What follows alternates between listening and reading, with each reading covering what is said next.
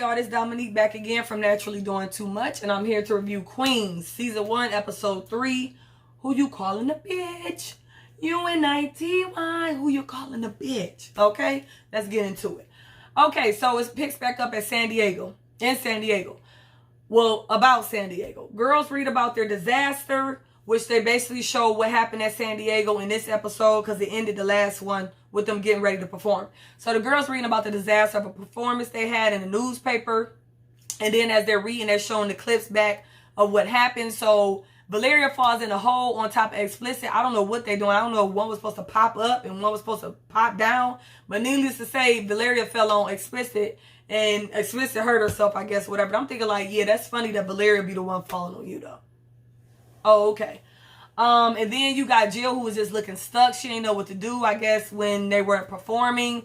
And then they show Brianna doing an intermission, singing a lullaby to her children. She was like, oh my God, we can't, I mean, whatever her child name was, she was like, he is a gremlin when he don't sleep. So I had to put him in bed.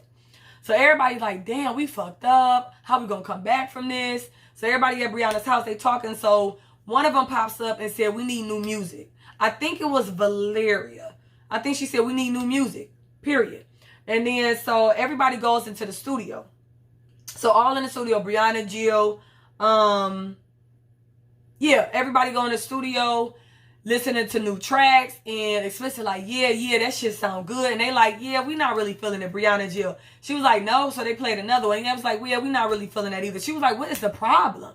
She's like, well, we not feeling that and we want to write our own rhymes. Explicit was like, bitch, I've been writing rhymes. I always do that. That's how we've been doing it. She was like, no, that's how we used to and we're not going to now. We're grown. That was when we was kids. And then Brianna was like, the reason I wasn't writing my rhymes back then is because I just didn't give a fuck. I was in them streets. But, bitch, I'm just as dope as a lyricist every bit as you are. Okay? So, yeah, I'm going to be writing my rhymes.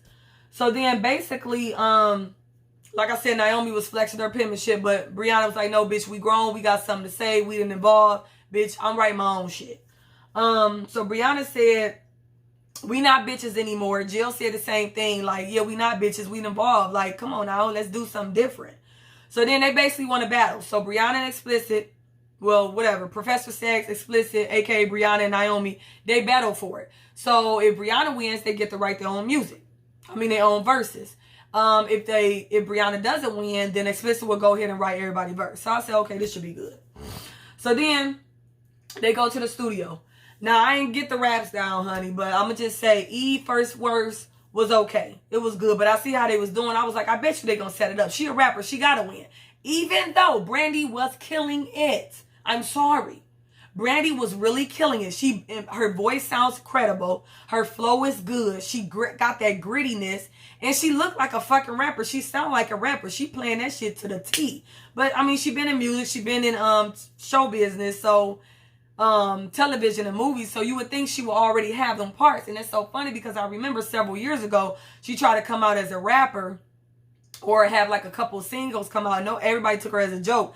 I ain't gonna lie, even I was like, come on, B, what are we doing here? But bitch, you didn't sound like this, so I'm pretty sure everybody who was laughing at your ass or doubting you looking real good with their glasses. Like, hold on, let me put my glasses on.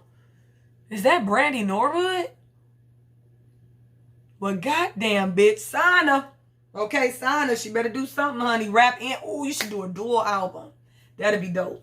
So, needless to say, Eve first round was okay. I don't remember what she said. Brandy first round was really good. She looked good, too. I love the braids. I'm fucking with Brandy. I love the hair. I love the outfits. I love the brown skin. I love the makeup. I'm here for Brandy all day. So, her verse was good. And then Eve, second round was better. And then she got on, she got on, Naomi's motherhood. So you already know Naomi took the first round. Eve basically got on her mommyhood like, okay, well, bitch, I can show you how to be a better mother while you shadow boxing in the mirror, honey. Get into it. So Brandy looked really good. Eve killed it a cappella. This was the third one. So Eve was basically just stunting on all of them ass like, Jill, you ain't shit. I wrote your own rhymes. Y'all washed up. You want us to fall apart like your marriage. Ha ha. So Brianna said, okay, bitch, I got you. She went a cappella. I was like, God damn. She was like, I demolished your petty. What else she said? I demolished your petty. I'm equally better. I'm like, I don't know, but I was like, it just made me remember like, damn, Eve, That's why you my favorite female rapper. I always loved you. Gritty. But can keep it cute too. Okay? I said, but they had to let her win. Even though Brandy was doing good as fuck. I ain't gonna lie. But I was like, they better not let Brandy beat her. That wouldn't even make sense. Come on now. So that was good. So needless to say, they gonna write their own verses. Because E got that shit. Smash.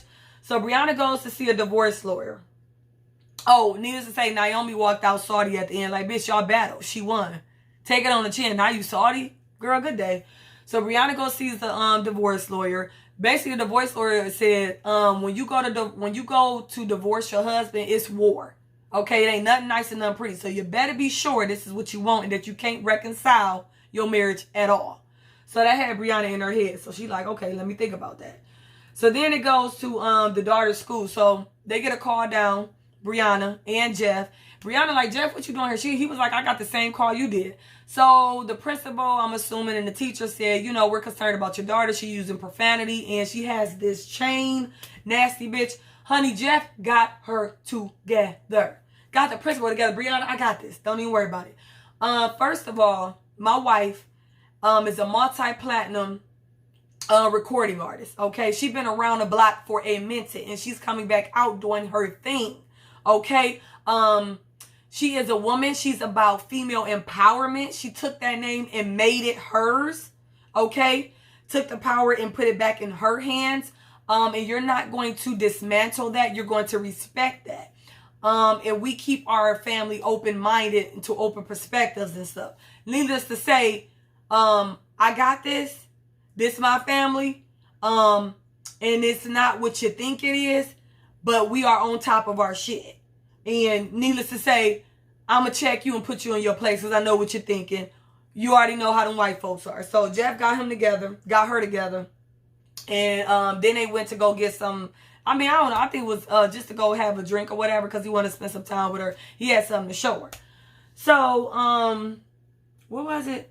Yeah, so they go have drinks. They hang out. He has some barrel with the anniversary date on there or something like that, something sweet. So it was cute. It was a cute little moment. They was catching up. It was nice. It was like, damn, this is how it's supposed to be, you know, if you didn't have an affair. So she was like, I'm just glad that we having a good time and I don't want to poke your eye out. So next thing you know, the mistress calls him on the phone. I said, what the fuck? I said, nigga, why didn't you delete it? Why didn't you block her? I'm not understanding, but I think he just got his memory back 2 days ago, so maybe he forgot about her. It was just like, damn, nigga, you just killed the mood. Killed the mood. The whole vibe, what you was trying to do. Brianna like, you know what? Nigga, are you kidding me? So that was that.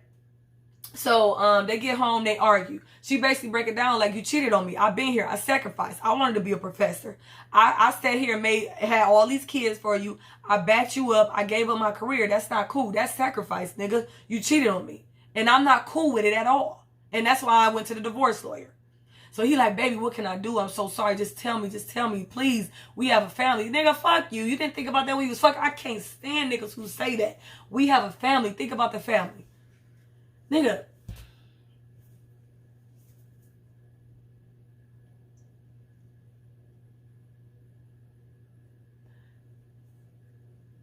Yeah.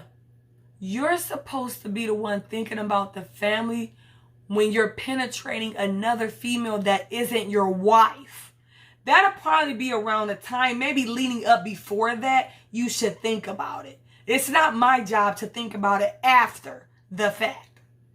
After you did what you did.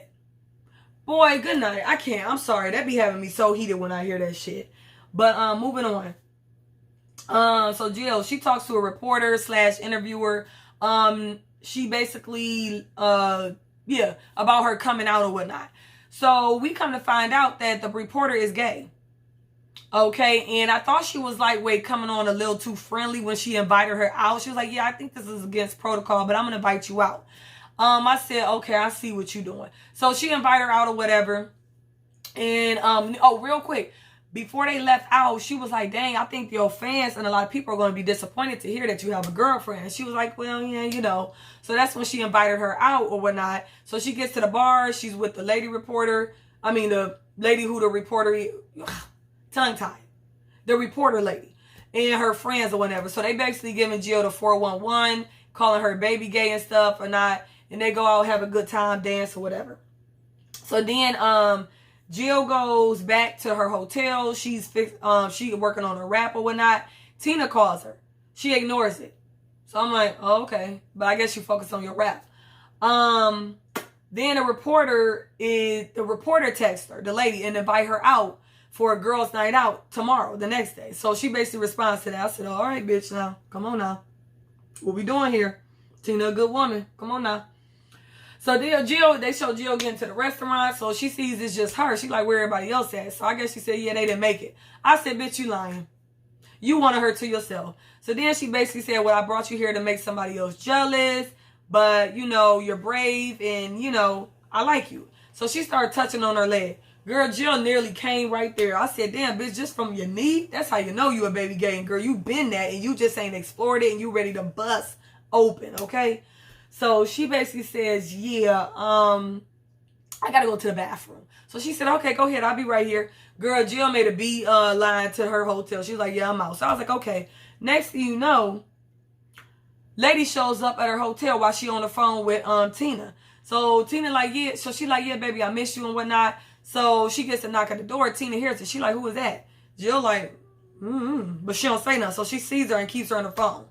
I said, Jill, you know you wrong. Then that bitch looked like she was like, bitch, I'm about to tear you up. How dare you leave me? You leave me? Okay. Come on. About to wax that ass. Or better yet, yeah, more like that. So yeah, they start kissing, slopping. You already know one thing led to another. I said, damn, bitch. You itching like that? But then if you think about it, if she newly coming out, and you jump right into a relationship out of another relationship that you really wasn't supposed to be in because you were not attracted physically to the man that you were with, which was your husband. So I can understand you probably want to explore. You don't need to be tied down. But honey, that lady was ready, honey. I said, girl, you a hot mess. So then it goes to JoJo and Naomi. They go to a fancy prep school. She getting ready to do her recital or whatever for music. So she not fitting in. The white boys there trying to talk to her or whatever, asking her stuff. And then I thought this was funny. Naomi was standing somewhere against the table and a white lady came out and said, can I get a gin and a tonic, please? Naomi looked back like, do you want to die? Oh, okay. What? Oh, you must want to die today. Honey, she skedaddle out of that white lady skedaddle did a two-step out that bitch quick and fast in a hurry. Yeah, don't do that. Don't do that. So then JoJo is practicing her music rendition. Her and her mom get into it. They was first talking. They was cool. Then they got into it, I guess. She trying to parent her or whatever. And you can't do that when you ain't been in their life. So then they get into it. So she leaves. So Naomi go write something or whatever. I don't know if it's in her car or something. She comes back. Basically giving her daughter inspiring and encouraging words. She brought her some food. Just let her know like, hey, I know you're not in the place where you're comfortable at. This is not your comfort zone. And I was like that too when I went to Nashville. I mean, it's hard. But you got to find solace in something. So she got her some food, got her some new J's. They talked. Bam, she was ready to go for a recital. So then it goes to JoJo. She starts to perform like a classical hip-hop opera. I love that. I love the combination of that. It sounds really, really good. So then she ended with the Nasty Bitch song. She said, nasty bitch. Do you want to be in my nasty bro? You know you really love this nasty girl. Nasty girl. Nasty girl. Something like that. So, needless to say, she did good. She had a great performance. I like that. Not explicit. God damn, it's too many names. I'm getting tongue tied between explicit, Naomi, and Brandy. I mean, god damn, let's stick with one. Naomi. So she all happy. She like, oh my God, y'all see my baby? Like, she is amazing. I was like, aw. She was like, clap for my goddamn baby. She did that damn shit. Come on now. So then that was that. So then she got out, she came to her mother, she was like, I got in. So they hugged, they was all happy and whatnot, and she was just letting her know, like, I appreciate you coming back. I like where we're going here. But, where's my father, mommy? Where's my dad? Okay? I need to know that. And she looking like, yeah, I got you. I'm going to tell you. I don't know what she said, but she didn't give her an answer. She just basically just was like, I got you. I'll let you know. I'll try. And it's like, bitch, give that to her. Yeah, I mean, and I know this is a show, but you cannot do that. You cannot do that. When they ask, give it to the child. At least give them all the information for them to go and do it if you don't want to be a part. And really, you should be a part of them. I mean, a part of of them finding their father for them support so they can have that backbone. And then if they find out, hey, that they're not worth it, then at least they found out their self. And they can have that to themselves and they can, have that closure. But you need to let her know who her father is, period. Y'all not going to retain or maintain your relationship moving forward if she does not have what she needs from that. So hurry up with that. So then it goes to Valeria. So Valeria goes to E-Rock saying, I need help. I need you to help me develop myself. Like, I can't rap. You know what I'm saying? I'm not a lyricist. You know what I'm saying? I just have star power, but that's it. Can you please help me? He's like, all right, I got you. We can do that. But while we go to a restaurant, you know what I'm saying? Because they went in there, she was just like, it's all old. I'm not feeling it. So he was like, let's go to a restaurant, get you inspired. So they go to a Cuban restaurant. They danced. I think it was Cuban. They was playing her music. So he basically was just trying to get her to get in touch with her inner self. So they dancing one night. They get back to the house. She like, yeah, I'm about to bounce. He like, why? She was like, I know what you thinking. We about to get into the sack and we not finna do that. We not going back there. He like, man, no, I'm about this shit. Like, we about to get this shit popping. You got a performance to get to. You know what I'm saying? You got a performance to show up at. So get in here and get in the booth and let's get it popping. So basically, she tried it. She sounded really good. And I love the track that he got. He was like, Swiss sent this over. It was a nice little, it sounded like Cuban Hispanic, but little boom, boom, boom, boom, something like that. I was like, okay, so this is cool. She can bop to, she can write to it. So then she does that. E-Rock tried kissing her when she came out the booth. I'm thinking like, nigga. So I guess what she did to where now we can fool around. Come on now. You just said you went into that. So then all the girls meet up at the studio. They get ready to work on their raps. Each of them work on their rap and they killed it. They did fire. Like, and I ain't gonna lie, Jill Notori, she can really rap. Like, I really like her. She does really good.